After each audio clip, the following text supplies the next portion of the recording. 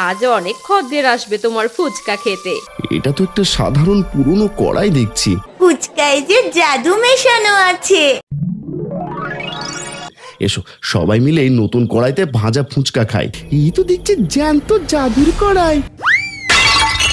একটা তুচ্ছ কড়াইয়ের জন্য তোরা কত নিচে নামলি। হে জাদুর কড়াই, আবার তুমি নতুন রূপে সাজো।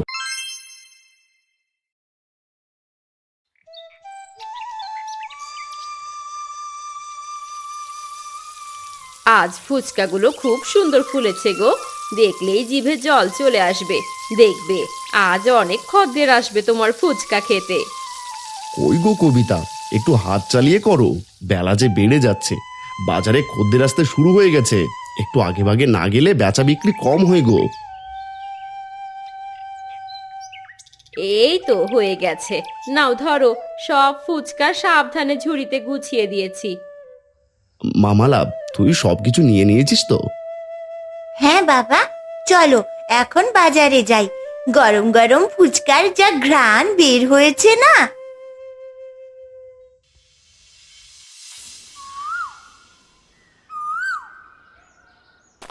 বাবা, এইভাবে কতদিন আর ঝুড়ি মাথায় করে ফুচকা বেচবে? একটা ফুচকার ভ্যান কিনে ফেললেই তো পারো। গাড়ি কেনার টাকা কোথায় পাবো রে মা?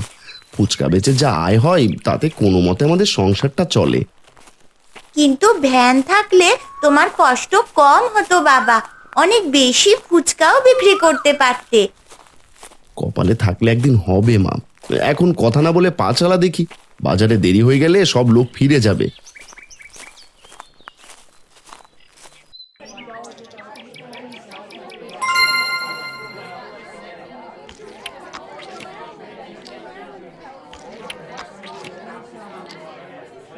কানাইদা, কি দিয়ে ফুচকা ভাজো? হ্যাঁ, তোমার ফুচকার জন্যই প্রতিদিন এমন দাঁড়িয়ে থাকি। তাই নাকি গো কাকু? ফুচকায় যে জাদু মেশানো আছে। মালারে, আজ তো বাজারে বেশ ভালোই ভিড় দেখছি, ফুচকা প্রায় শেষ হয়ে এলো। ঠিক বলেছো বাবা, ঝুড়ির তলায় মাত্র কয়েকটা ফুচকাই পড়ে আছে। যারা এখন আসছে তাদের কি দেব? তুই কি জলদি একবার বাড়ি গিয়ে ভাজার কড়াইটা নিয়ে আসতে পারবি মা? এখানে সব আছে, কড়াই থাকলে আমি নতুন করে ভাজতে পারতাম। আমি এখনই গিয়ে নিয়ে আসছি বাবা, তুমি বাকি মশলাগুলো গুছিয়ে রাখো, আমি খুব দ্রুত ফেরার চেষ্টা করব। এটা বলে মালা চলে যায় ফুচকা ভাজার কড়াই নিয়ে আসতে। এদিকে হরি ও মদন চোর সেখানে আসে ফুচকা খেতে। এই যে কানাই, খুব তো ব্যবসা জমিয়েছো দেখছি। হ্যাঁ, জলদি আমাদের 4 প্লেট ফুচকা দে তো দেখি। হরিদা, একটু কষ্ট করে কিছুক্ষণ দাঁড়াতে হবে। দেখছই তো এখানে ঠিকমতো বসার জায়গা নেই। মেয়েটাকে পাঠিয়েছি কড়াই আনতে, গরম গরম তোমায় ভেজে দিচ্ছি। বাবা, এই নাও, দৌড়ে গিয়েছিলাম গো। নাও নাও, এই ফুচকাগুলো সব ভেজে ফেলো। তুই অনেক পরিশ্রম করেছিস, এখানে বস শান্ত হয়ে। আপনারা একটু দাঁড়ান গো। আমি কি তোমার এই ধুলোবালির মধ্যে দাঁড়িয়ে থাকবো নাকি? অত কথা বুঝি না, যা আছে এখনই আমাদের দাও তো, খেয়ে কেটে পড়ি। হরিদা, ঝুড়িতে যা ফুচকা আছে তা একদম তলার গুঁড়ো, তুমি চাইলে এগুলোই দিতে পারি। তোর এত বড় সাহস, আমাকে তুই তলার এঁটো আর গুঁড়ো ফুচকা খেতে দিতে চাস? জানিস না আমি মোড়লের কতটা খাস লোক? এতে এত চটে যাওয়ার কি হলো হরি কাকু? বাবার কাছে এখন ভালো ফুচকা নেই, আর তুমি তো নতুন করে ভাজতেও দিচ্ছ না। হরিদা, আপনি যে হন না কেন, সবাই তো এখানে অপেক্ষা করে খাচ্ছে, আপনারও উচিত একটু অপেক্ষা করে ধৈর্য ধরা। ওই মদন, দে তো ওই লাঠিটা, ওর জন্মের মতো ফুচকা বিক্রি সাদা চিরতরে ঘুঁচিয়ে দিচ্ছি। হরি লাঠি দিয়ে কড়াইতে জোরে আঘাত করে সেটি ভেঙে দেয়। কড়াইয়ের ফুটন্ত তেল কানাইয়ের শরীরে ছিটকে পড়ে। ওরে বাবারে, মরে গেলাম গো। কে কোথায় আছো? আমাকে একটু বাঁচাও, আমি যে আর সহ্য করতে পারছি না। এই পালাও রে হরিদা, নয়তো গনু পিটুনি খেতে হবে। ওই পাষণ্ড হরিটার মনে কি একটুও মায়া নেই? একটা গরিব মানুষের কড়াইটা ভেঙে দিল, গায়েও গরম তেল ছিটিয়ে দিল। এরা কি আমাদের কখনো ভালো চায় না? কপাল কবিতা, সব কপাল। আমাদের কপালে কি আর শান্তিতে দুমুঠো ভাত জোটা লেখা আছে? ঘরে কেউ আছো মা? আমি যে ভিখারিনী, আমায় কিছু খেতে দেবে? মা, আপনি এই সন্ধেবেলা কোত্থেকে এলেন? শরীরটা তো আপনার খুব ক্লান্ত মনে হচ্ছে। মা গো, সারাদিন ভিক্ষে করে আজ কিছুই পাইনি, পেটে বড় খিদে, একটু কিছু খেতে দিবি আমায়? মা, আপনি ভেতরে এসে বসুন। আজ আমাদের উনুনে আগুন জ্বলেনি, তবু ঘরে যা আছে তাই নিয়ে আসছি।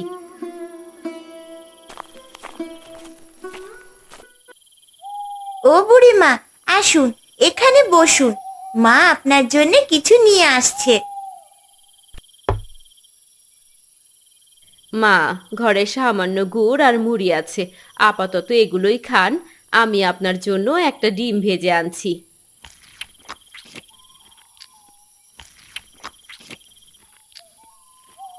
তোদের মন কত বড় রে মা, একটা ভিখারিনীকে এমন ভাবে যত্ন করছিস, কিন্তু তোর স্বামীর কি দশা মা? মোড়লের লোক হরি আমাদের ফুচকা ভাজার একমাত্র কড়াইটা লাঠি দিয়ে ভেঙে দিয়েছে। সেই কড়াইয়ের ফুটন্ত তেল ছিটকে বাবার এই অবস্থা হয়েছে গো বুড়িমা। খুবই কষ্টের কথা। এই ঘোর রাতে তুই আমার জন্য যা করলি মা, আমি তোদের আশীর্বাদ করি, তোদের খুব ভালো হবে। বুড়িমা, তোমার এই পুরনো ঝোলার ভেতরে কি আছে গো? বুড়ি ঝোলার ভেতর হাত দিয়ে একটা পুরনো মরচে পড়া কড়াই বের করে আনে। এ কি? এটা তো একটা সাধারণ পুরনো কড়াই দেখছি।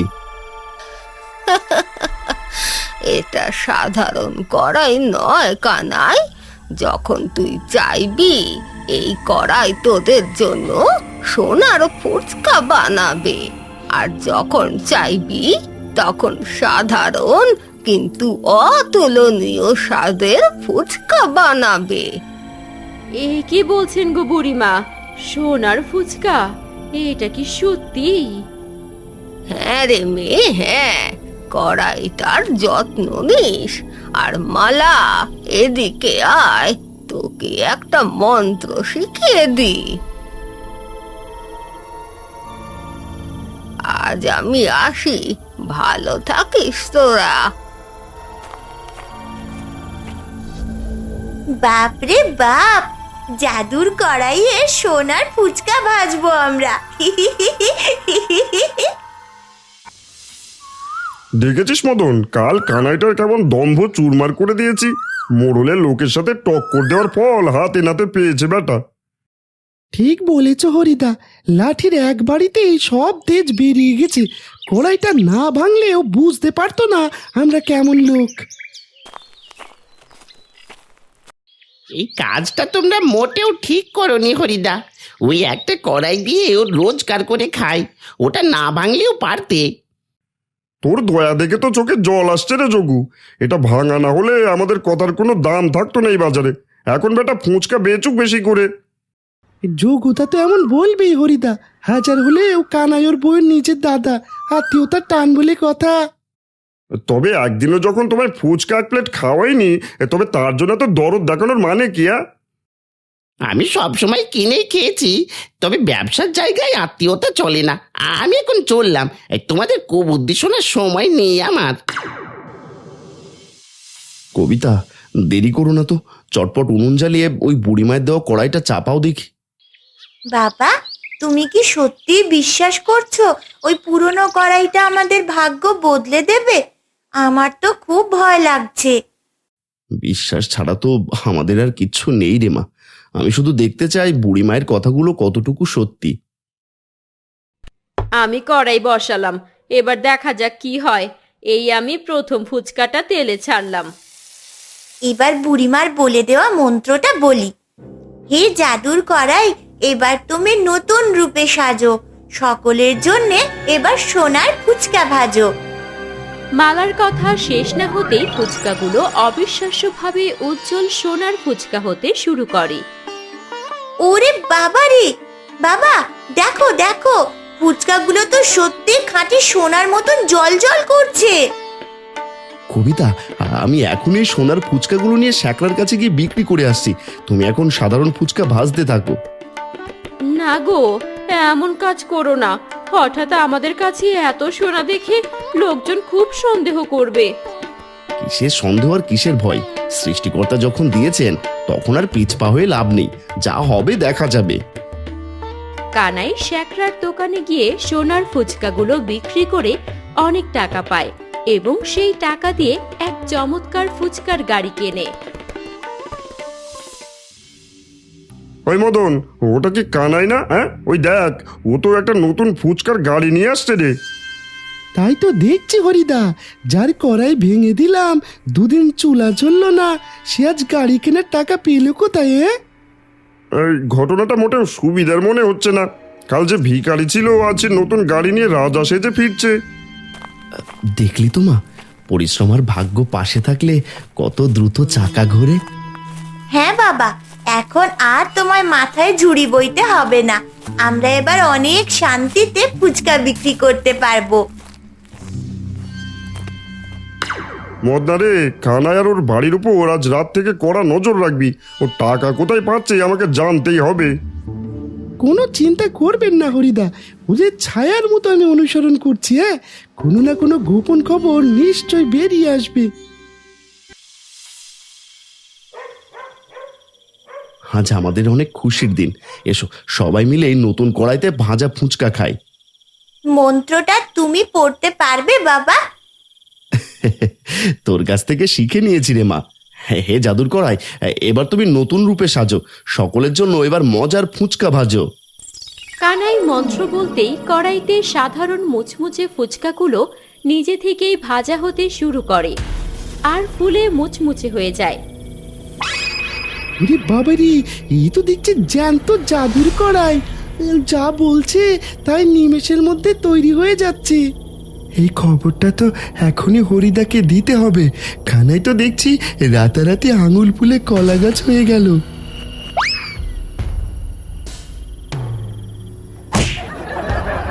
ওরে বাবা রে, ভূত! আরে যোগুদা, ভূত না গো, আমি মদন গো, মদন, মদন চোর। কিরে মদন, এই ভর সন্ধ্যায় ভূতে তাড়া করার মতো দৌড়চ্ছিস কেন? কি হয়েছে তোর? আরে যোগুদা, তোমাদের কানাই তো এক জাদুর কড়াই পেয়েছে। আমি নিজ চোখে দেখেছি। চললাম হরিদাকে খবরটা দিতে হবে। ও মিনু, শুনছো? এই তোমার দাদা নাকি এক জাদুর কড়াই পেয়েছে, যা চাইলেই সোনার ফুচকা দেয়। ও মা, বলো কি গো? দাদার কপাল তো দেখছি একদম খুলে গেল। কিন্তু এমন অদ্ভুত জিনিস দাদা পেল কোথায়? যেখান থেকেই পাক, ওই কড়াইটা যদি আমাদের হাতে আসতো, তবে আমাদের আর কোনো অভাব থাকতো না। ঠিক বলেছো, ওই কড়াই আমাদের চাই। কিন্তু দাদা কি আমাদের ওই জাদুর কড়াইটা এমনি এমনি দেবে? দেওয়ার দরকার নেই, আমরা ওটা সরিয়ে ফেলবো। মদন আবার হরিকে খবর দিতে গেছে, সে আসার আগে আমাদের হাতাতে হবে ওটা। তাহলে আর দেরি করে লাভ নেই, চলো জলদি দাদার বাড়ির দিকে যাই, নইলে হরি ওইটা নিয়ে সটকে পড়বে। হরিদা জলদি চলো, খানার কাছে এমন এক কড়াই আছে যা বললে বিশ্বাস করবি না, একদম জাদুর কড়াই। বলিস কি রে? এ খবর আর কেউ জানে? যোগুদাকে বলে দিয়েছিলাম এই খুশি ঠেলাতে। আরে গাধা, তুই এই খবরটা যোগুকে কেন বলতে গেলি? এখন তো ওরাও ভাগ বসাতে আসবে। চল চল, আমার সাথে এক্ষুনি চল। এই বলে হরি আর মদন কানাইয়ের বাড়ি থেকে চুপি কড়াইটা চুরি করে নিয়ে পালানোর সময় সামনে যোগু আর মিনুকে আসতে দেখে। চলো চলো মিনু, জলদি পা চালাও। ওই শয়তান হরিটা পৌঁছানোর আগেই আমাদের কড়াইটা হাতাতে হবে, নয়তো ওরা আবার আগে নিয়ে নেবে। দেখেছো হরিদা, যোগু বেটার কত সাহস, মনে হয় ওরাও কড়াই নিতে আসছে। এই সব তোর জন্য হয়েছে। আগে ভাগে যোগুকে খবর না দিলে কি আর এইসব পরিস্থিতি হতো? ভাই শুধু শুধু আমাকে মারলে কেন হরিদা? আমি না বললে কড়াইয়ের খবর তুমি জানতে নাকি? আর আমি তো চুরি করে আনলাম। চুপ কর একদম, এই পথে আর যাওয়া যাবে না। যোগুরা সামনেই, চল আমরা জঙ্গলের অন্য পথ দিয়ে যাই।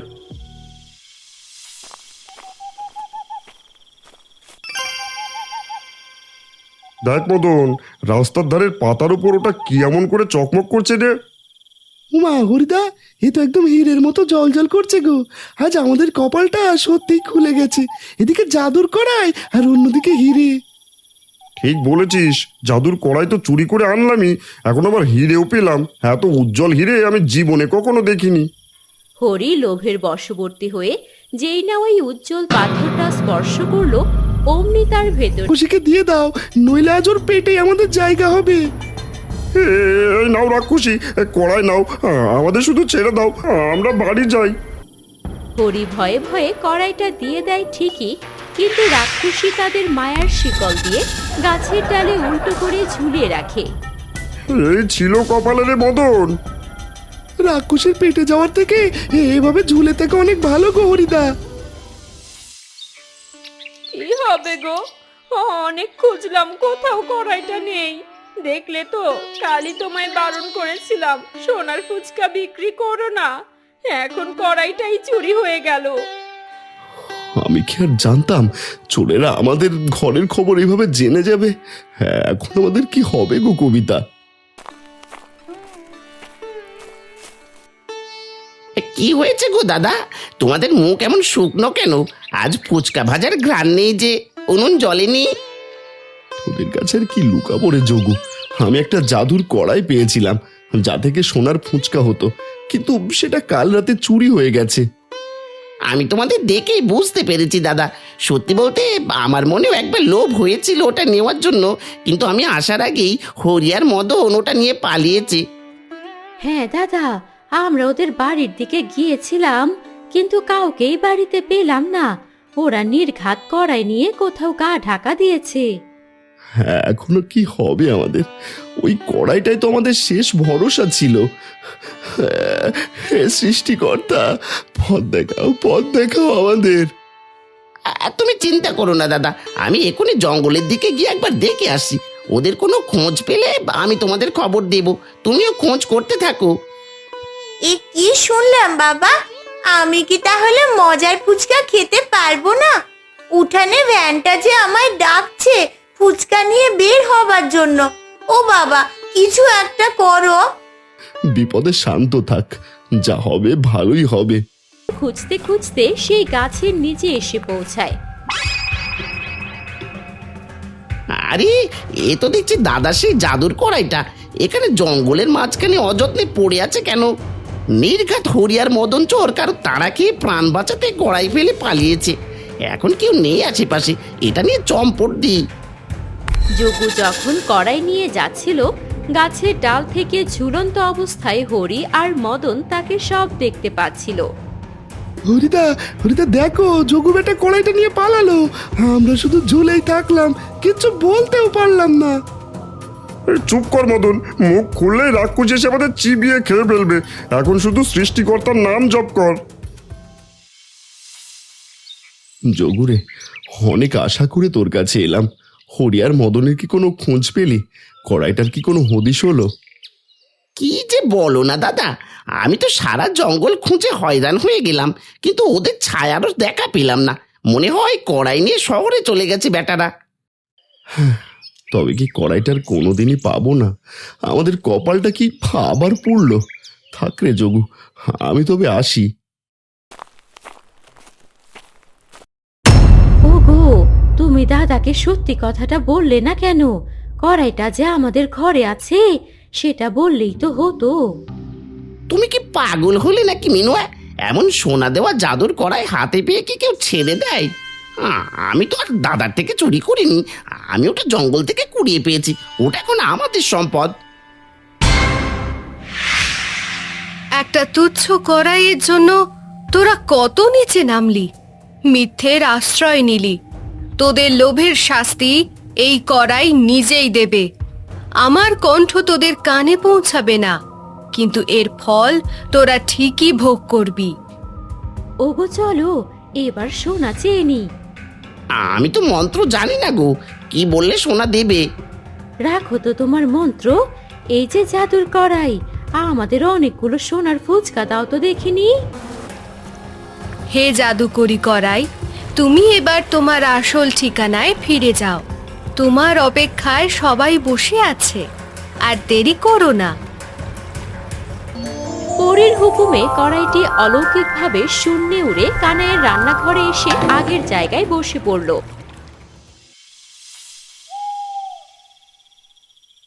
অনেক স্বপ্ন নিয়ে ফুচকার গাড়িটা কিনেছিলাম কবিতা, কিন্তু কড়াইটা যদি না থাকে তবে কি আর বিক্রি করব বল? মন খারাপ করো না গো, কপালে যা লেখা আছে তাই হবে। কড়াই চুরি হওয়ার পর থেকে ঘরের শান্তি ভাবটা যেন একদম হারিয়ে গেছে। কানাই রে, আমায় একটু ভিতরে আসতে দে। বুড়িমা, আজ তো আপনার দেওয়ার মতো আমাদের ঘরে কিছুই নেই। আমাদের সব শেষ হয়ে গেছে মা। আমি আজ তোদের কাছে কিছু খেতে আসিনি রে কানাই। একবার রান্নাঘরের ভেতরে গিয়ে দেখ তো তোর কড়াইটা আগের জায়গায় আছে কিনা। বাবা, বাবা দেখো, আমাদের সেই পুরনো কড়াইটা তো এখানে উনুনের উপর রাখা আছে। এ কি অলৌকিক কাণ্ড! এটা এখানে ফিরে এলো কি করে? বুড়িমা, আপনি আসলে কে মা? কেন আমাদের উপরে এত দয়া আপনার? আমি বোন পড়ি, তোদের সততা আর দয়ার পরীক্ষা নিতেই আমি এই কড়াই দিয়েছিলাম। তোরা সেই পরীক্ষায় উত্তীর্ণ হয়েছিস। এ কি, এ যে আকাশের নীল পরি গো। হ্যাঁ মালা, তোরা সব সময় সাবধানে থাকিস। মানুষ বড় লোভী হয়। এই কড়াইয়ের লোভ সামলাতে না পেরে এখনো দুজন জঙ্গলে গাছের সাথে ঝুলে আছে। গাছের সাথে ঝুলে আছে? ওরা কারা? কার কথা বলছেন আপনি? ওরা হলো হরি আর মদন। কড়াই চুরি করে পালানোর সময় এক রাক্ষসী ওদের বেঁধে রেখেছে। ওরা ওদের পাপের শাস্তি পাচ্ছে। এ কি সর্বনেশে কাণ্ড! শেষ পর্যন্ত লোভের জন্য রাক্ষসীর কবলে পড়লো তারা। তোরা এখন থেকে নির্ভয়ে ব্যবসা কর আর ভালো থাকিস। আমি চললাম, তবে মনে রাখিস, সততাই আসল সম্পদ।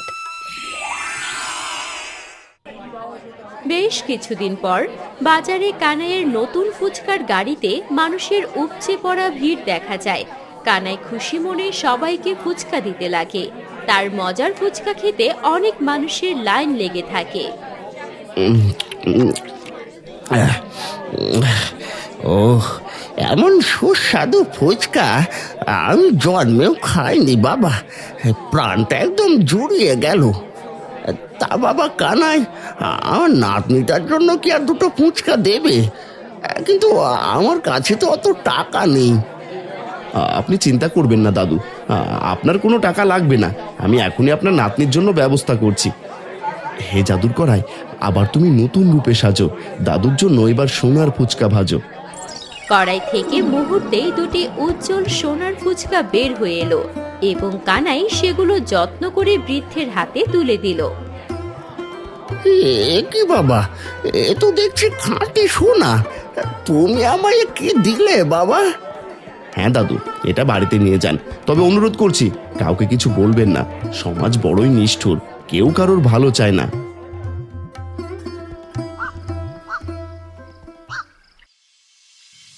এ কি, কানাইয়ের মালা এই দিক দিয়ে যাচ্ছে মনে হয়।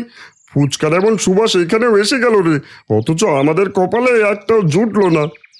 কি লাভ হরিদা, আমরা এত উপরে ঝুলে আছি যে চিৎকার করলেও কানাই আমাদের কথা শুনতে পাবে না। আর রাক্ষসী তো আছেই। দেখলে তো মদন, কড়াইয়ের জন্য কত উন্নতি হয়েছে। ও নিশ্চয়ই জাদুর কড়াইটা যোগুর কাছ থেকে উদ্ধার করে ফেলেছে। ওরে বাবারে, কে কোথায় আছো? আমাদের বাঁচাও, রাক্ষসী আমাদের চিবিয়ে খেয়ে ফেলবে গো। আর না, এবার শক্তি লাগা হরিদা, নেমে পড়তে হবে। তারা গাছ থেকে পা ছাড়িয়ে মাটিতে পড়ে যায় আর দিককুল না ভেবে সেখান থেকে দৌড় লাগায়। বাবা, আমি কিন্তু আসার পথে হরি আর মদন কাকুকে ওই গাছের ডালে ঝুলতে দেখেছি। তাই নাকি? তবে তুই তখন আমায় কিছু বললি না কেন মা? আমি তো খেয়াল করিনি। আমি কিছু বলিনি, কারণ সেখানে সেই ভয়ঙ্কর রাক্ষসীটা থাকে, তাদের পাহারা দিয়ে রাখে। আমি ভয় পেয়েছিলাম যদি আমাদের কোনো ক্ষতি হয়। তুই অনেক বুদ্ধিমতী রে মা, ঠিকই করেছিস। দুষ্টু লোকেদের থেকে দূরে থাকাই ভালো। দেখেছো তো বাবা, শেষ পর্যন্ত কারোর পাপ কিন্তু কাউকে ছাড়ে না। ওরা যা করেছিল তার শাস্তি ওরাই পাচ্ছে। একদম ঠিক মা, সৎ পথে থাকলে আর মানুষের উপকার করলে সৃষ্টিকর্তা সব সময় সাথে থাকেন। ওই যে বাবা, দেখো, মনে হচ্ছে বুড়িমা আমাদের দিকে তাকিয়ে হাসছেন। ওভাবে হেসো না বুড়িমা, একদিন আমাদের কুটিরে আবার এসো সোনার ফুচকা খেতে। আমার পাগলি মেয়ে।